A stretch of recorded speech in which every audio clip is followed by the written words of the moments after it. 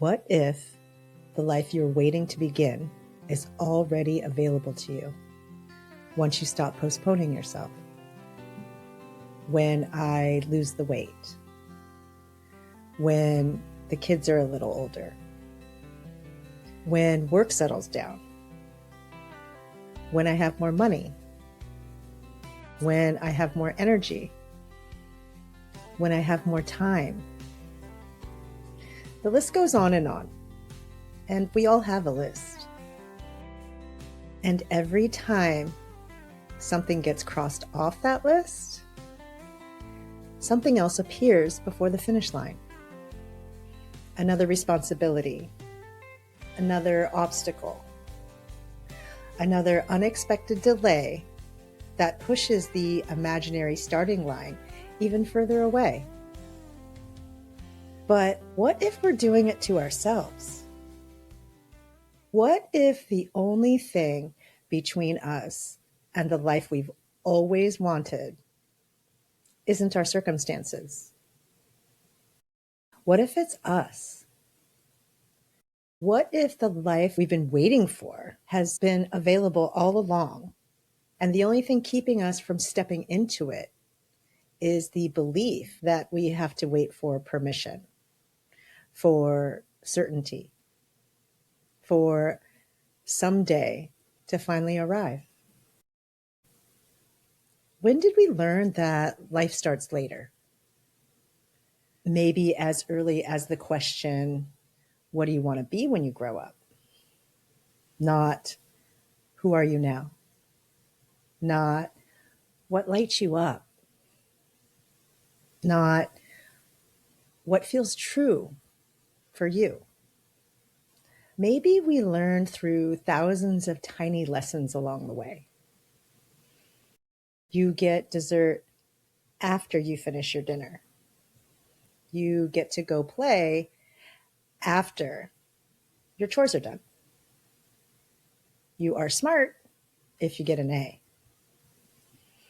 You work hard all week so you can enjoy the weekend. The messages are subtle, but consistent. Good things come later. The reward comes after. Your worthiness must be earned first. And over time, many of us internalize that belief that life itself exists on the other side of some future milestone.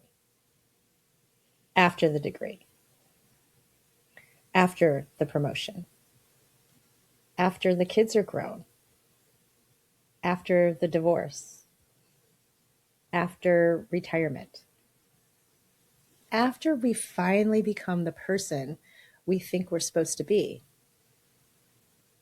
But what if that belief sets us up to spend our entire lives preparing to live instead of actually living? What if we become so focused on earning our lives that we forget to participate in them? Maybe these systems and expectations serve an important purpose. They help societies function. They create structure and predictability. But they can also pull us further away from our own internal compass if we're not paying attention. Because eventually there comes a point where each of us has to decide, am I living according to someone else's timeline or my own? And when you answer that question honestly, a certain fear starts to appear. Because if you can create your life according to your own principles, values, and timeline, what exactly have you been waiting for all this time? That's the real question. Because if the gate was never locked, then eventually we have to ask ourselves why we never walked through it. What identities survive by keeping us in preparation mode? The one that says you're not ready yet? The one that says you're not good enough yet? Not successful enough? Not smart enough? Not healed enough? Not financially secure enough? Not confident enough? Because as long as someday exists, we don't have to risk today. So ask yourself honestly, what's actually keeping you from living your life instead of preparing for it? What does waiting protect you from? Is it disappointment? Failure? Judgment? Getting it wrong? Outgrowing relationships that only fit the older version of you? Because waiting can feel safe. If you never begin, you never fail. If you never choose, you never choose wrong. If you never fully step into your life, you never have to find out what happens if it doesn't look like the way you imagined. But eventually, the cost of waiting becomes greater than the risk of living. And that is usually the moment everything begins to change. Now, I'm not talking about being reckless. I'm not talking about buying things you can't afford or quitting your job without a plan to support yourself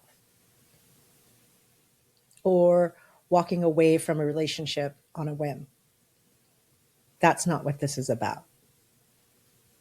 I'm talking about the things that make you ache quietly on the inside. The everyday things. Not taking the trip because you're waiting for someone to go with. Not going to the concert because no one else is available. Not planting the garden. Learning the language. Taking the class. Starting the hobby. Or joining a group because maybe someday there'll be a better time. Not doing the things that bring you joy because work comes first. The house comes first. The chores come first. Everyone else comes first. And little by little, without ever consciously choosing it, you become incredibly good at postponing yourself. Until one day you look up and you realize you haven't been waiting for your life to begin. You've been delaying it. Not because you didn't want to live, but because somewhere along the way, you learned that your life was supposed to happen after everything else was taken care of. The problem is that everything else is never finished. There will always be another project, another responsibility, another season, another reason to wait. And if we're not careful, we wake up one day and we realize we've spent years preparing for a life we never actually allowed ourselves to live. I spoke recently about becoming the center of gravity in your own life. And to be honest, not much has changed from the outside. I still have responsibilities. I still have work. I still take care of the house. I still help my kids launch into adulthood. I still pay the bills and do the laundry and the grocery shopping and handle all of the ordinary things that come with being an adult. But something has shifted inside of me. I've stopped revolving around my responsibilities and started allowing my responsibilities to revolve around my life. And that feels very different. I still get everything done, but I also make a conscious effort to be present in my everyday moments. I choose what I do based less on what I should do and more on what feels aligned in the moment. Sometimes that means doing the dishes. Sometimes that means sitting down to write because an idea is asking for my attention. Sometimes it means leaving the chore for later because inspiration has a shorter shelf life than laundry.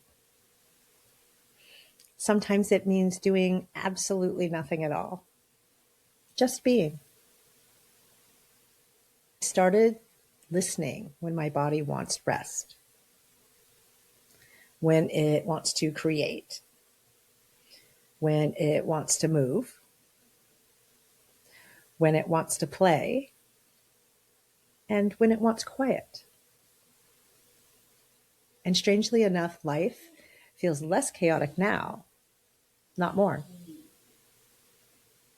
Not because there is less to do, but because I'm no longer abandoning myself in the process of doing it all. I feel more settled because I live according to my own internal compass instead of someone else's timeline. And maybe that's what so many of us are actually waiting for. Not more time, not fewer responsibilities. Permissions to put ourselves back into the center of our own lives. So let me ask you this. What are you waiting for permission to begin? If nothing changed externally, if the money didn't change, if the circumstances didn't change, if the responsibilities didn't change, what would you start now? What conversation would you have? What experience would you stop postponing? What part of yourself would you finally allow to exist? And what would your life look like if the waiting ended today? Because maybe the life you've been waiting for isn't on the other side of some future milestone. Maybe it's been quietly waiting for you to stop asking permission. Waiting for you to decide that your life is happening now. Stop waiting for when. Because the opposite of when isn't never. It's now.